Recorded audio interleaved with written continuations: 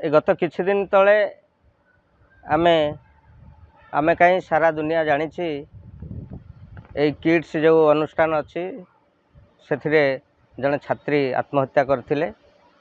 से किड्स रो प्रतिष्ठाता होउछंती डॉक्टर अच्युत सामंत, जड़े त्यागी जगजन्मा पुरुष, जड़े अविवाहित व्यक्ति जे कि भारतर छवि को आंतर्जातिक स्तर में शिक्षा क्षेत्र में पहुँचाई।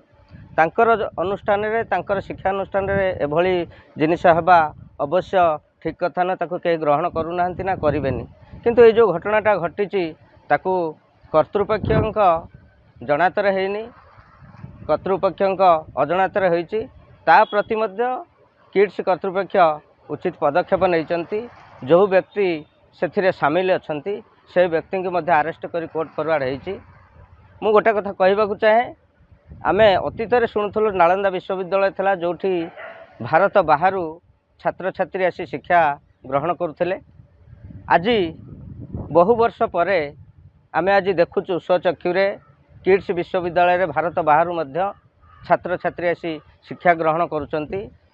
अच्युत सामंत एभली व्यक्ति सी जो अनुष्ठानटी जो समय रे तैयारी करथिले, प्रतिष्ठा करथिले, से आमे देखुचु बहुत गरीब छात्र छात्री आदिवासी अंचल लोक मैंने जो शिक्षा पहुँची पारुनी से मागणार शिक्षादान करुचंती। आउ से शिक्षा समाप्त पर यही तांकरी अनुष्ठान रे नियुक्ति दौरान से परिवार प्रतिपोषण करुचंती।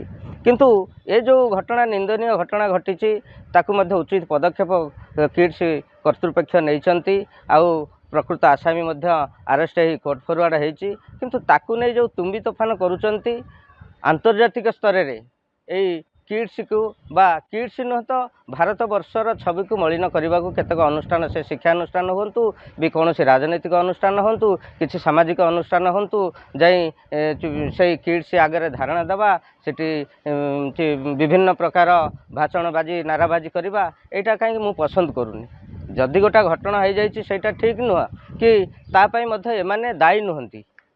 जदि एमाने दायी था हाँ ताहले आमे तांको किड्स कर्तृपक्ष को आमे दायी करते प्रति विभिन्न प्रकार पदक्षेप नापी आमे सरकार को अनुरोध करते। जेहेतु अजाणतार होती तो बहुत घटना विभिन्न अनुष्ठान रोचे, शिक्षानुष्ठान कि विभिन्न अनुष्ठान रोचे, किंतु ये जो अभावनीय घटना घटीगला ताकू प्रश्रय कहीं देना। तेणु मु अनुरोध करी ये जो अनुष्ठान माने अच्युत सामंत भली व्यक्तित्व को बदनाम करने छवि को मलिन करने आंतर्जातिक स्तर जो षड्यंत्र करुँच से निवृत्त रही समस्त को अनुरोध करुँ।